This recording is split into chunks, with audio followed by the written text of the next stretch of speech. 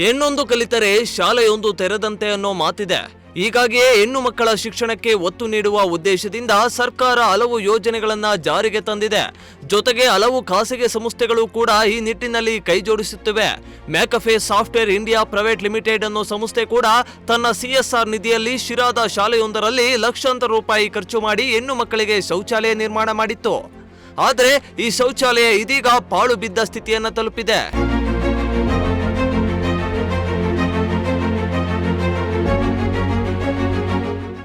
ಹೌದು, ಶಿರಾ ತಾಲೂಕಿನ ತಾವರೆಕೆರೆ ಸರ್ಕಾರಿ ಹಿರಿಯ ಪ್ರಾಥಮಿಕ ಶಾಲೆಯಲ್ಲಿ ಕಂಡುಬಂದ ಚಿತ್ರಣವಿದು. ಈ ಶಾಲೆಯಲ್ಲಿ ಗರ್ಲ್ ಗ್ಲೋರಿ ಯೋಜನೆಯಡಿ ಮ್ಯಾಕಫೆ ಸಾಫ್ಟ್ವೇರ್ ಇಂಡಿಯಾ ಪ್ರೈವೇಟ್ ಲಿಮಿಟೆಡ್ ಸಂಸ್ಥೆ ತನ್ನ CSR ಫಂಡ್ ನಿಂದ ಲಕ್ಷಾಂತರ ರೂಪಾಯಿ ಖರ್ಚು ಮಾಡಿ ಸುಸಜ್ಜಿತವಾದ ಹೆಣ್ಣು ಮಕ್ಕಳ ಶೌಚಾಲಯವನ್ನ ನಿರ್ಮಾಣ ಮಾಡಿಕೊಟ್ಟಿತ್ತು. ಬಳಿಕ ಅದನ್ನ ಶಿರಾ ತಾಲೂಕಿನ BO ಮತ್ತು ಶಾಲೆಯ ಮುಖ್ಯೋಪಾಧ್ಯಾಯರಿಗೆ ಹಸ್ತಾಂತರ ಮಾಡಿತ್ತು.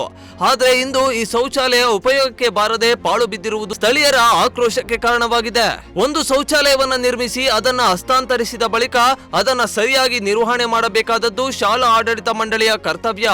ಆದರೆ ಶಾಲೆಯ ಆಡಳಿತ ಮಂಡಳಿ ಅದನ್ನ ಮಾಡಿಲ್ಲ. ಇಷ್ಟೊಳ್ಳೆ ಶೌಚಾಲಯವನ್ನ ಸರಿಯಾಗಿ ನಿರ್ವಹಣೆ ಮಾಡದೆ ಬೇಕಾಬಿಟ್ಟಿ ಬಳಕೆ ಮಾಡಿದರ ಪರಿಣಾಮ ಅದು ಇವತ್ತು ಪಾಳು ಬಿದ್ದ ಸ್ಥಿತಿಗೆ ತಲುಪಿದೆ. ಇದಕ್ಕೆ ಯಾರು ಹೊಣೆ ಅಂತ ಸ್ಥಳೀಯರು ಪ್ರಶ್ನೆ ಮಾಡಿದ್ದಾರೆ. ಹಲವು ಕಂಪನಿಗಳು ಗ್ರಾಮೀಣ ಭಾಗದಲ್ಲಿ ಇಂತಹ ಒಳ್ಳೊಳ್ಳೆ ಕೆಲಸಗಳನ್ನ ಮಾಡುತ್ತಿವೆ. ವಿವಿಧ ಸವಲತ್ತುಗಳನ್ನ ಸ್ಥಳೀಯರಿಗೆ ಅನುಕೂಲವಾಗುವ ನಿಟ್ಟಿನಲ್ಲಿ ಮಾಡಿಕೊಡ್ತೇವೆ. ಆದ್ರೆ ಅದನ್ನ ಸದ್ಬಳಕೆ ಮಾಡಿಕೊಳ್ಳುವ ಬದಲು ಆಳುಗೇಡುವಿದ್ರೆ ಏನು ಪ್ರಯೋಜನ ಅನ್ನೋದು ಗ್ರಾಮಸ್ಥರ ಪ್ರಶ್ನೆ.